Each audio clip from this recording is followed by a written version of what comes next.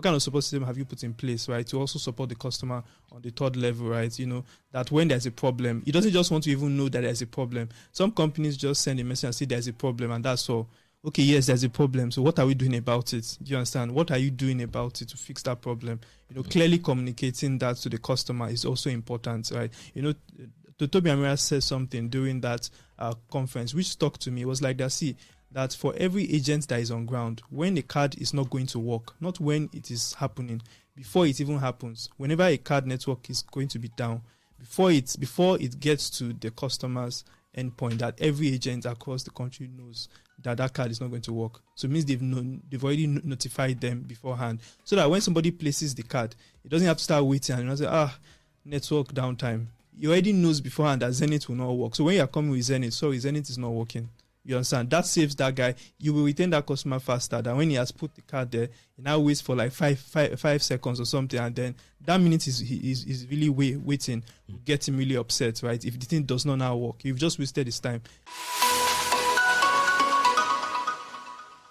Hey guys, welcome to the Techpoint Africa Podcast. And today we are having another special episode to discuss something really, really important. So, you see, in this tech space where the rave is all about acquiring customers and making as much revenue to show investors, few people think about something that is a lot more important, which is customer retention and being able to engage the customers where they are at different channels that they actually operate in. So there are lots of things to think about with this, right? So we're trying to really, really dive back down and really understand this whole thing with customer communications.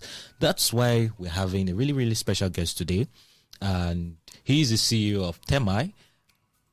And I will allow him to explain what Termii is, because I've been struggling to find a one-line brand. What do they call that thing? A brand one-liner to describe Termii, because it just looks like, okay, yes, you know that what they're doing is important, but you can't just use one word to describe Termii. So, welcome, Emmanuel. Thank you very much. We're both Emmanuel, by the way. Right, thank you very much, Emmanuel, for having me. Yeah. Okay, so basically, maybe I will just explain Termii as simply put, right?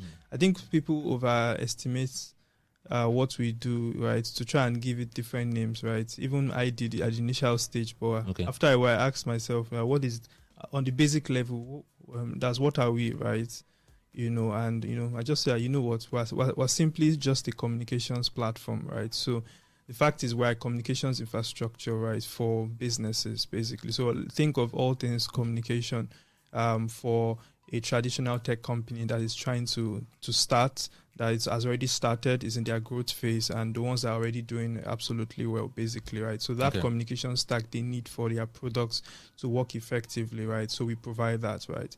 Yes, we started as just a messaging platform, just pushing out messages, right? But then I think we evolved over time into being that communications infrastructure for companies, right? And that's really what we do. And I think I would furthermore explain what that means, right? So what that means is, from the point of, for example, we work with brands like Kuda Bank, we work with Cheaper Cash, we work with Piggyvest, Paystack, and name it. Majorly almost every fintech in the industry, right? Bamboo, Grey, and everybody, right? And so from the point whereby you sign up on their platform, you verify your identity, that OTP that comes to your phone, the notification that tells you that your sign up is successful, to the point where you're trying to make a payment or a transfer and they're asking you to verify that transaction, to every point, every touch point within those applications. Even if you're using Cobalt 360, you're trying to get a truck or whatever, right? And it's sending you like a notification that the truck is in so location and all of that, right? So all those touch points in those businesses, we are the ones that power those things, right, and handle it, right? So simply put, we're that communication stack, and we are evolving beyond just one-way messaging where you just send OTPs and notifications to now two-way interaction, right? And so we are now at that phase where companies can send the message to the customers. Customers can also respond, drop their queries, support requests, and all of that across multiple channels, basically. So yeah, if we call us a multi-channel platform or an omni-channel, it's not wrong, right? But we focus more on that interaction between the businesses and the customers, right, and allowing these customers to use these platforms effectively. So in like a one word, we are that communication infrastructure that powers these businesses, basically. Interesting. So I've been thinking about this now. So you're like that silent, because we get all these notifications from the app. I remember signing up to Bamboo. Yeah. And send OTP, send this. So you are the one powering exactly, that. Yes, we power that across voice, SMS, WhatsApp, right? Okay. Yes, we've had challenges while scaling as a company also, but we've tried to perfect most of these things, right? Because when we came into the industry, it was really broken, right? There were a lot of issues, right, that you don't hear about, right? Delivery rates were really, really, really messy, right? In fact, many companies have to layer over other companies. So you could hear some big names in the industry, in our space, and you feel they are directly connected, but they are not, right? They have to layer also because of the serious problems in the industry, right? So we needed to fix that problem.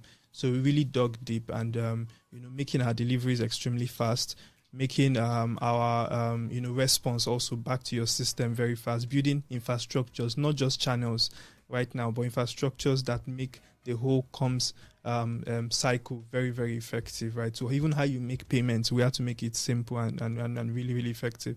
To how you manage each team members that handles each stack, to the APIs, to the delivery reports, to how you know if a telco is down in real time. We have to really build out all those tech stack, right, to make the process effective, right? So really, yes, like you say, we are that silent guy.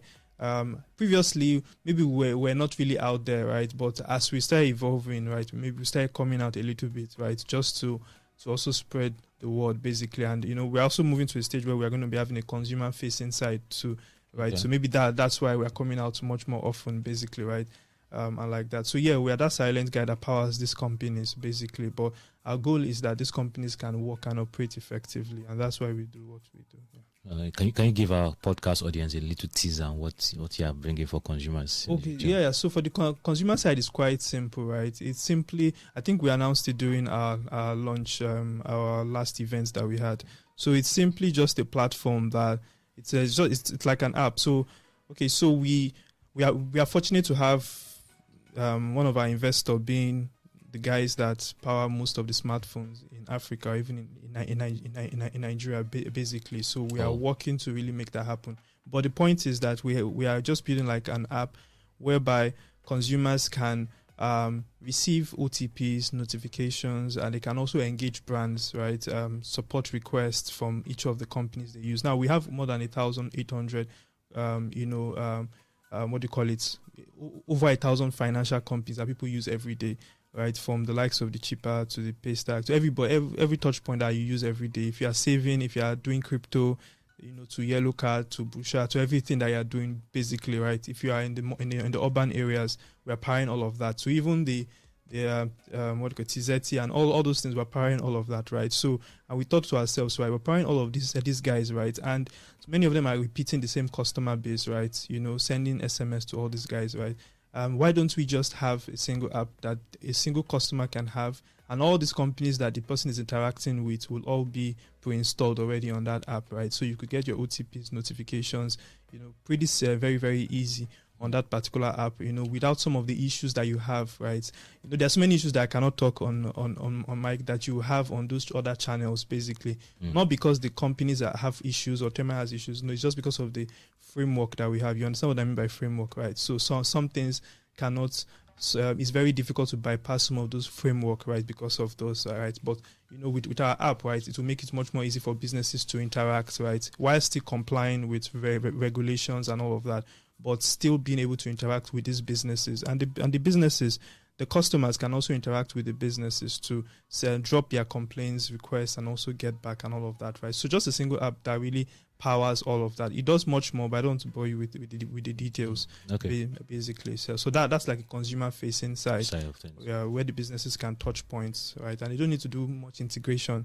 They're all pre-installed, so it's very, very super easy. So it's literally transforming your mobile phone into your own personal security tablet, and only you can really use it. And if you switch a phone, right, that entire thing is wiped out from that particular phone, right? So or it's backed up in cloud. Yeah, right? Exactly. And then your OTPs that you have on, if someone comes to your SMS, you won't see all those bank alerts, notification alerts, none of that. It will be on that particular app, basically, right? Yeah. Oh, Cool. That was an interesting crash course. So now I want to talk about something that most companies face, right? And maybe you could share some insights on that, which is being able to retain their customers and engage them effectively after, first of all, acquiring them. Yeah. So when you mentioned signing up, and I thought of some apps I've downloaded that they spend more than 5 minutes to send OTP, and I just forget about them and uninstall the app and all of that. But I think it goes beyond that. And for what I can see, Termii is trying to use technology to power this engagement. Yeah. So what are those things that companies should be thinking about when talking about customer retention? Yeah. So as a company, as ourselves, right? As a company, as Termii, as a company, we've not. I won't say that we've cracked the whole egg, right? And I won't say that technology is the only thing that allows retention to happen. There are other factors that also play, right? Depending on your space, right? And depending on your kind of product, right? However, technology makes it much more easier, right? But doesn't eliminate some other things. So there are other things like, how you your support structure within your company, how you support customers, right? To even how you engage customers, the kind of messaging you use, the structure, the kind of team that you put in place. All those things also, play heavily. Your pricing, so many other things really affect retention, right? But at least to the basic barest minimum is how you talk to the customer, how you communicate when there is a problem, what you say and how you don't say. I think for anybody that is even listening, you should try and listen to Toby Amira's parts during our conference that we had. It really, really touched point on how TeamApp is really using our platform and also doing some of those things, which was really enlightening for even us as a company, right? So basically, it goes beyond that. But as a company, what we do is the communication side, right? Is from that point whereby you sign up, right? To like you said, taking that OTP time, right, can be very frustrating, right? So we try as much as possible to really, really fix that problem, right? And we do that in unique ways, right? We have like a multifaceted system on our backside that switches messages, right? Meaning that if a route is down, we automatically switch it to the next available route. The point is we want to ensure the message gets to your phone at all costs, no matter the channel, right? You just have to get that OTP within the time frame, right? And that's why many of these businesses use our platform. Usually guarantee between 90 to 95% delivery rates, right? Especially for priority messages like OTPs and user-based notification, basically. So that is priority, because at that touch point, if the customer gets bored and cannot get that OTP delivered, he will leave the platform. But when he finally gets it and he logs into the application, right, there are other things that also go through. When he has done a transaction and he doesn't get a notification that the transaction is successful, that can also be a problem, right, that he can drop off, But that safe is still another touch point. The other touch point where he can still drop off, right, in the sense of when there's a problem, maybe there's a downtime, right, and it's happening for long and he doesn't know. You don't communicate to him. You don't see anything about that. That too can frustrate the customer to also drop off. And I mentioned support system. What kind of support system have you put in place, right, to also support the customer on the third level, right? That when there's a problem, he doesn't just want to even know that there's a problem. Some companies just send a message and say there's a problem and that's all. Okay, yes, there's a problem. So what are we doing about it? Do you understand? What are you doing about it to fix that problem? Clearly communicating that to the customer is also important, right? Toby Amira said something during that conference, which stuck to me. It was like that for every agent that is on ground, when a card is not going to work, not when it is happening, before it even happens, whenever a card network is going to be down, before it gets to the customer's endpoint, that every agent across the country knows that card is not going to work. So it means they've already notified them beforehand, so that when somebody places the card, it doesn't have to start waiting and say, network downtime. He already knows beforehand that Zenith will not work. So when you're coming with Zenith, Zenith is not working. You understand? That saves that guy. You will retain that customer faster than when he has put the card there. He now waits for like five seconds or something, and then that minute is really waiting. Get him really upset, right? If the thing does not now work, you've just wasted his time. Let him know that Zenith is not working, so you can try Wema Bank card, or try Sterling Bank, But he shouldn't that he will just wait there. And that happens. So knowing how to communicate, what words to use, what kind of system have you put in place is also very essential, for that retention process. So talking about that now, yeah. So I guess you've answered it a bit, but I want to be clear because I've observed something when there's an issue, or let's say you're using a banking app or I won't mention my bank, but Yeah. I can't count how many times I've tried to pay for something. Yeah. Then at that point when I want to pay, my bank app is not working, and Yeah. I probably unsealed what I wanted to buy, or if it's a restaurant, I've already eaten the food. Yeah. And okay, time to pay. The bank app is not working. So, and for financial apps, it appears when something is wrong or there's a downtime or anything, the default response is to just hide and keep quiet and keep silent. Which is not good, right? It's not good because it doesn't help you at all, right? In fact, like Toby Amaya said also, I'm trying to refer back to him. It's like you need to also know when to talk and when to keep quiet. It's also very important. That's where you will be saying there's downtime. Then your brand becomes, yes, we know. Downtime brand. Yes, you get. So you need to, even sometimes you could have downtime on Termii. So there's something we've done. We've actually built like a dashboard that tells you what's going on with Telco in real time. So that we don't need to tell you that there's a downtime with the MTN. You already know. The only message we will now send out to you is when we fix the problem. So you could really easily check that, okay, the MTN is being degraded right now. So we've solved that part of you knowing, right? So now when you are reaching out to us is to ask us, so has the problem been fixed now? So we now tell you that yes, we've been able to fix MTN's problem and all of that. So those are mechanisms that you could make the process much more easier with your customer. Transparency is usually key, right? Basically, right? But yes, to your point, there's really that point of apps. I like what Cheaper Cash does on their platform. When something is down, they will tell you, making you assign, you are opening the app and logging in. The first page you will see here is that all our cards are down. You understand? Before you even log in. So if you just see it, you just step out because you just know that whatever you do will not work. The cards are down. They will just pop up something. Sorry, we're having so problem with so and so, right? Before you even log in, right? So that basically gives a lot of transparency there. Because the point is, if you not try to use the card and the money now hangs, it becomes a big problem and you get frustrated and you get angry with that brand. So the best thing they will do is to tell you that, see, we've tried everything, it's not working, or sorry, please check back later, that they are having a serious problem there. There are some other banks that have that same issue, and I don't want to mention names, but they will not tell you. You now log in, you try and log in, the thing is not working, and they will not say anything, right? And nothing will pop up telling you that they are having problems, or the thing will just be down, and all your transfers will be failing. At least tell me, pop up something and tell me that something is wrong. Those things are very, very, very important, and I think right now the curve is changing.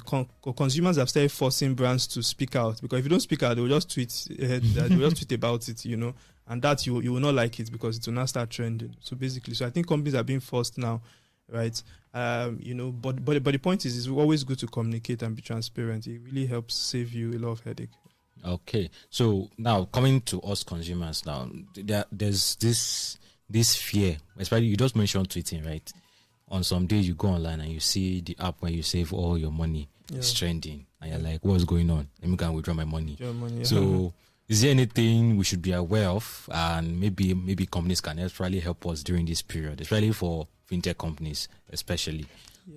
Yeah. So I will say that, I think there was a time that we had some downtime. Anyways, nobody should quickly blame us anyways, but I think there was a time that we had the downtime some months ago.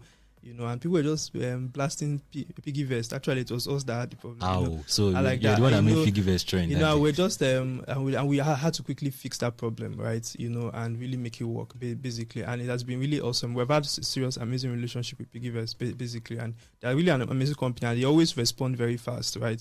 And that's because we also respond fast. So whenever there's an issue, we tell them beforehand. So when their customers are complaining, they know what to say. Right, before the customer even talks about it, oh, sorry, you can't get the UTP right now because of XYZ, right? So they're able to respond fast, and we do the same thing with Paystack and the rest and Good and all of that, so that they know what to say to the customer before that really happens, which really, really, really helps, right? But aside messaging, I think the other issues that usually happen, right, that people don't even understand. For example, someone like a Piggyvest or even a Paystack, that you see the app is trending on Twitter.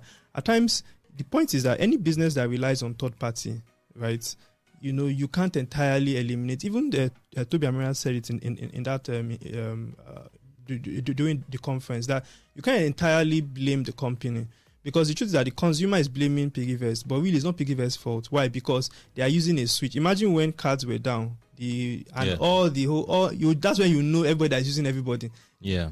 After that issue, we just knew who everybody was using, because the whole is as if the whole ecosystem is down, right? So that's a typical case of third party. That's what do you call it?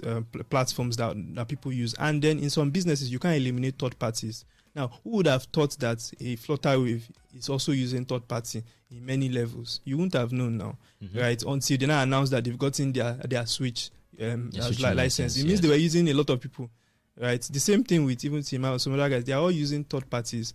But the point is, what systems have they built in place to ensure that those third parties are working effectively? One people I commend a lot is Termii. They have a lot of systems to check their third party guys, right? To ensure that the third party too is operating at the same level at which they are operating.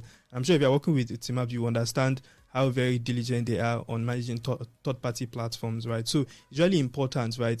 So the question is, the brand you are using, what systems have they built in place? Like I told you, retention is not just about just the technology. It's also what systems have been put in place to make sure the technology works effectively.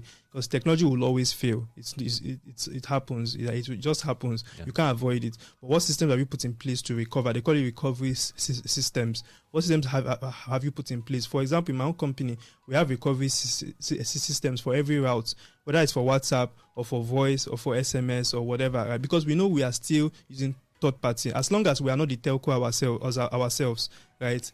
As long as the telco is the one that owns the infrastructure, then we are using a third party, you understand? So the point is, what systems have we put in place to ensure that if there's a downtime with the telco, right, we can respond fast to it, right? Exactly. So, and every business, every fintech, they all rely on third parties. So I think the point is understanding the systems your brand has put in place for that part. And I think it's good to also ask them those kind of questions. So it's possible to ask them. Yeah, you can ask them. That's why it's part of the retention process. For example, we at Termii, we do what we call F2. We reach out to our companies, right, that are using our platform, and we ask questions that, how are we doing so far, blah blah blah, how can we get better and all of that, and they give us feedback, and some of those feedback that has made us build some features on our platform, right, and makes us get better. So I think any reasonable company will listen to the questions of their customers, basically. Yeah, so you mentioned reasonable company, because I'm always right now, I'm of the impression that most companies in Nigeria don't really care about the customer. So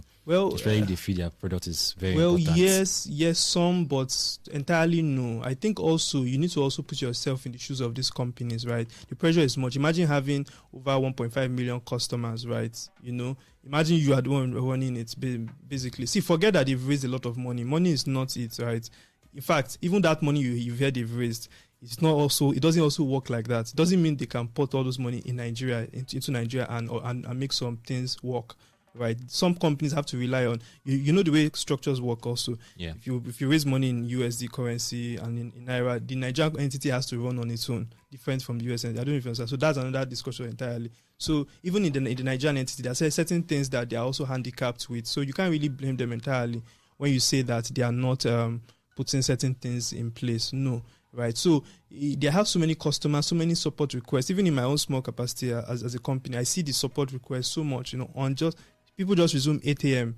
and before they've not even done anything, their deck's already full with requests, and they have to answer everybody, because my own goal in the company is that no support request should stay overnight, right? It must be cleared.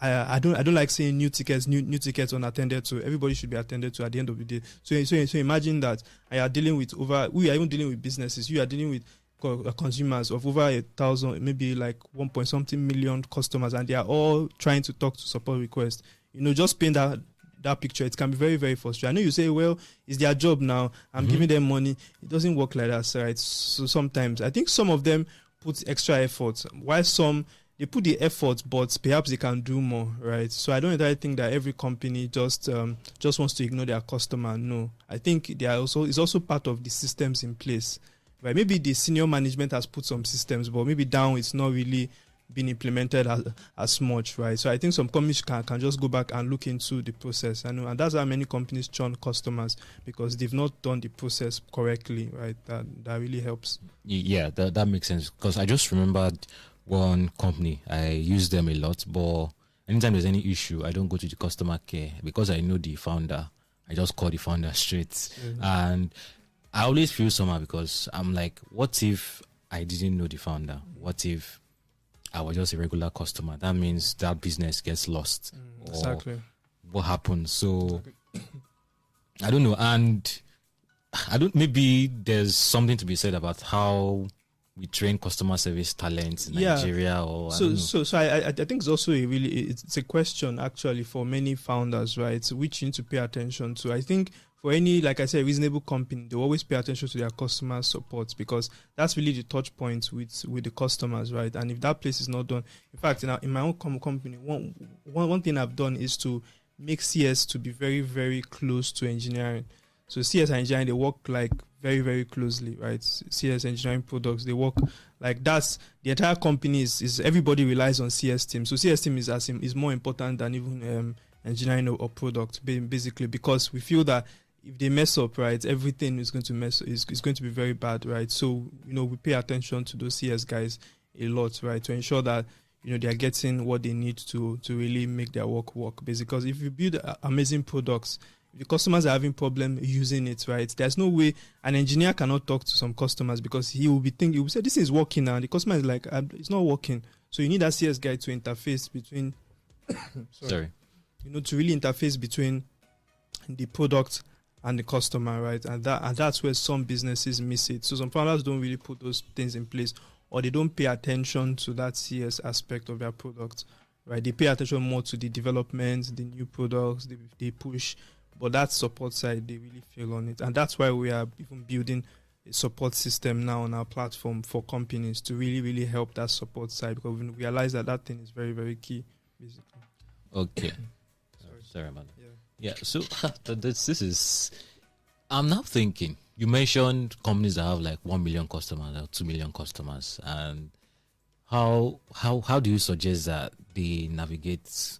I'm even thinking about MTN or Airtel right now, or the banks that have millions of customers. Yeah. How are they handling? I mean, with the banks, commercial banks, for instance, I can actually go to the banks and shout and raise. But with most fintechs, you doesn't still solve the problem even when you shout. Sometimes you realize that the issue is not even it's not still resolved. Yeah. I think what just makes some companies work well is when you have such large customer base, then you need to start automating a lot of things.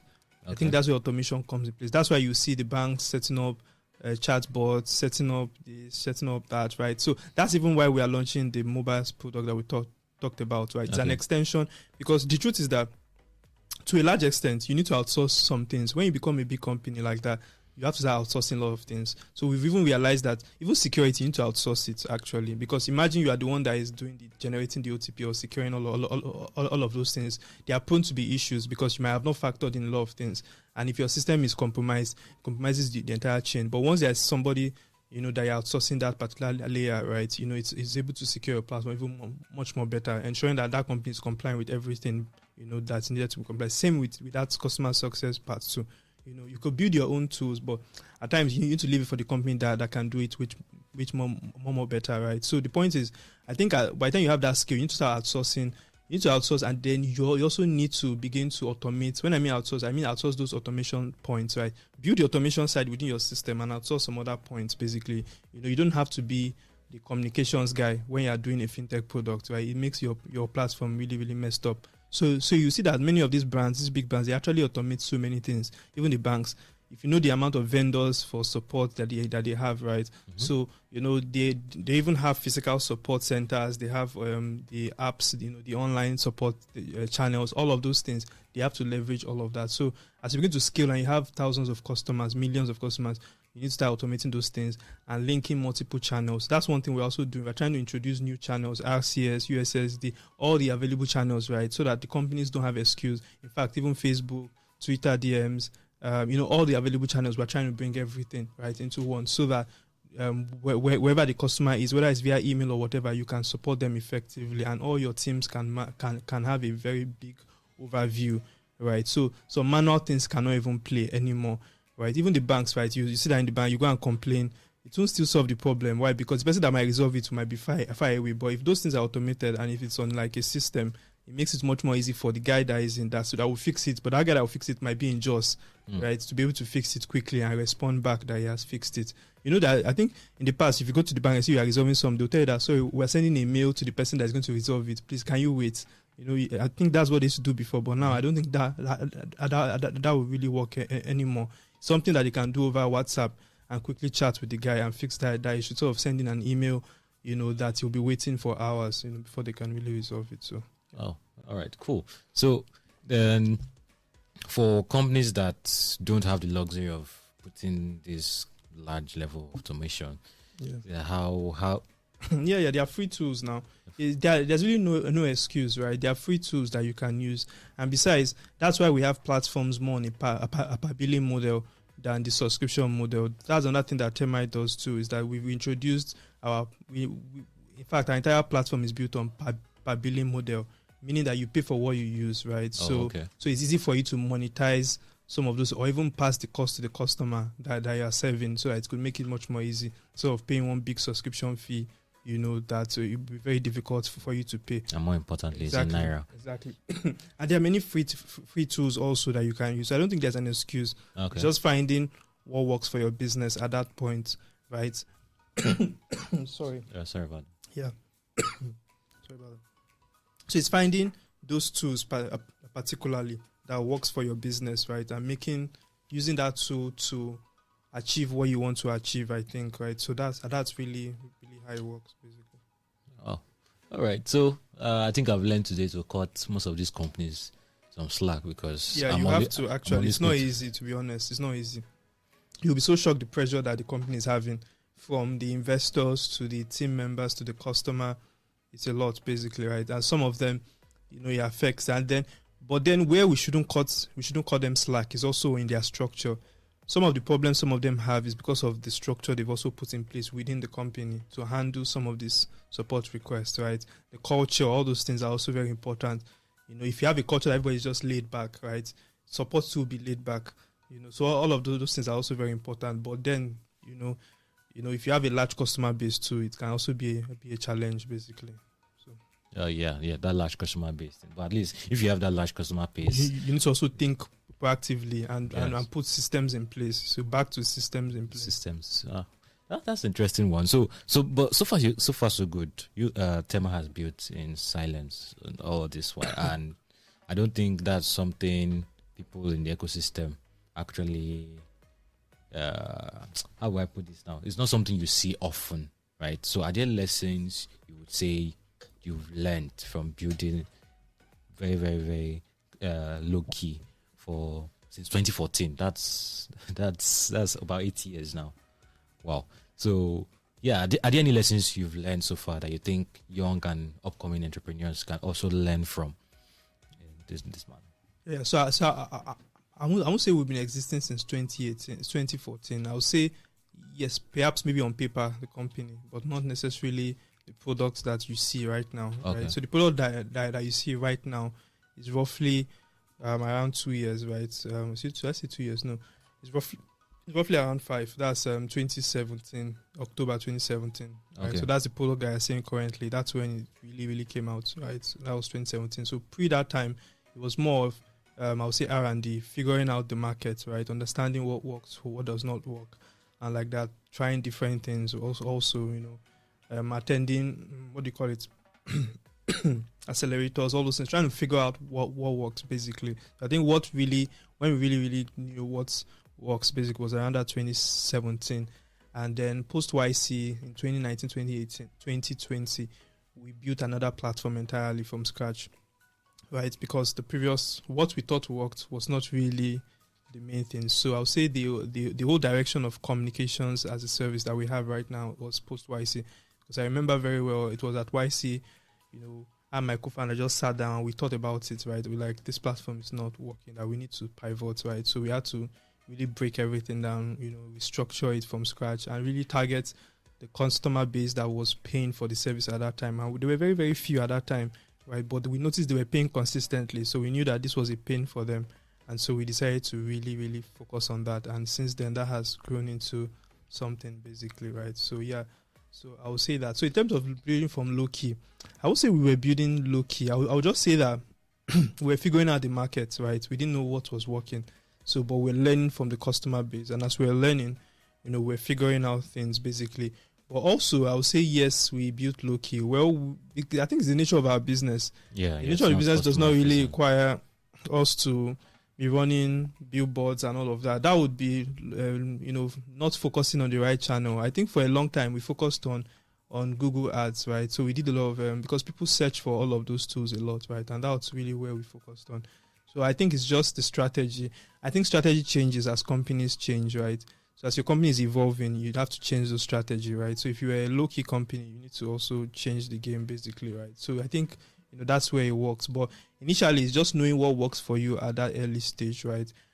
So if it's low-key on the founders, yes, maybe we are not the outspoken type, right? We're actually low-key. But in terms of the company, I think it was just the phase where the company was. There was no need to waste money. Let me just put it like that, on what does not work, right? So we're very, very conservative in how we spend and making sure that every dollar we spend, mattered on the right channel, basically. Oh, that makes sense. That makes sense. So, talking about now, there's a little bit of, let's still spread the word out there about what Termii does and all of that. So who are those people you would say would benefit the most from this? Like, is there any particular type of company, or is there a certain type of professional in that company that would say this is... Well, you don't want me to tell you all of those things because we have competitors that will listen to this also and want to target. But generally, yes, we work with tech companies, right? Or any company that's trying to... So any traditional business that's trying to leverage the internet, right? Through any of the applications or platforms, basically, right? So that's... We'll traditionally not be able to power an 100% offline business, right? It might be tough. I think the only way we can power that sector is through our new feature called the campaign dashboard, where if they need to send messages to most of their customers, right, and they have the phone numbers of these customers, they can use that campaign dashboard and upload it and all that. But that still tells us that the business is not entirely offline, right? Because it needs to still reach out to its customer base, basically, right? So for that segment, that's really the feature that appeals to them. I think the word people use these days is called no-code tools, right? So those are our no-code tools for such businesses where they don't need to code anything, right? We've done all the heavy work. They also need to fill it in an Excel sheet, upload it, and send messages to all those customer base, basically. But traditionally, our sweet spot is the tech companies, right? And when I mean tech companies, it doesn't necessarily have to be the tech companies. Any company that is leveraging technology to serve its customer base, right? That's where we really support businesses. And very soon, as we launch our inbox tool also, we're integrating Instagram, Facebook, all of that, right? So any business that is doing anything on any of the social media will now become, our customer base, basically, because you need to engage all those your customers on all those channels simultaneously. So, it becomes where we, that you become our customer automatically, really. So I'm trying not to go in depth into who we really target, So let's just leave it like that. Yeah. All right, that makes sense. So before we ask our final question, I'd like to remind you of Techpoint Africa's FinTech Summit. So November 26th at 4 Points by Sheraton, we're going to be hosting some of the biggest names in the fintech space, and we're going to be looking at how fintech intersects everything. And today I just brought someone that is very, very, very key to the operations of this fintech. So yeah, it's an interesting conversation that you should actually reach. And of course, you need to watch out for the conference, the Termii Elevate conference that happened earlier this year, and you can find that on YouTube. It's on YouTube. Right? Yes. It's on YouTube. So yeah, and before we ask the final question, let's take a message from the people paying our house rent. Hi, I'm Abisola Adenoga, the head of business at Techpoint Africa. Did you know that you could present yourself as a reputable brand leader? Did you know that your business can get the limelight it deserves? Now you do. Using Techpoint Africa's marketing tools, we can put you in the faces of a large audience for brand awareness and thought leadership.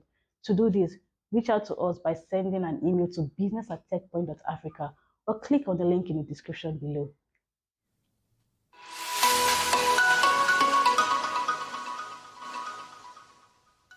Okay, guys, welcome back, and I'm here with, of course, I've been talking for a long time, and I lost track of time. So, but yeah, it's been an interesting conversation with Emmanuel Gbolade, the CEO of Termii. So, for this whole conversation about customer retention and how everything is balanced on both the customer side and the business side, are there any other major thoughts you think that is escaping attention for most companies or maybe for customers that you think we need to address? So I would just say, well, I'm not really sure. I'll just say that it's more on, I would say majorly it's just,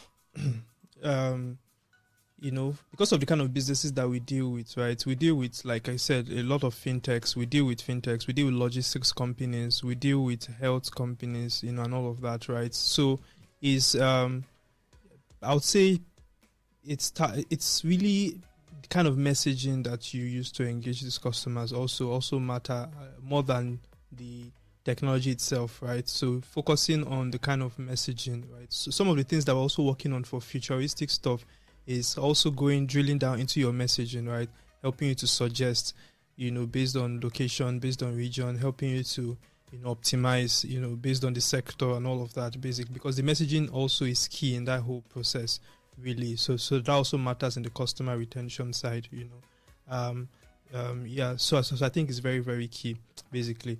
And on our own side, what we'll keep doing really is we're trying to also drill down into we are trying to drill up in the sense of the building layers of tools that help you communicate much more better to the customers, drilling into the messaging, drilling into the the systems that you're using and all of that. But also at the same time, we're also drilling down. When I mean drilling down, means that we're also going deeper into the infrastructure. Like I mentioned when I started, I said the infrastructure is still broken, right? So we are still drilling down.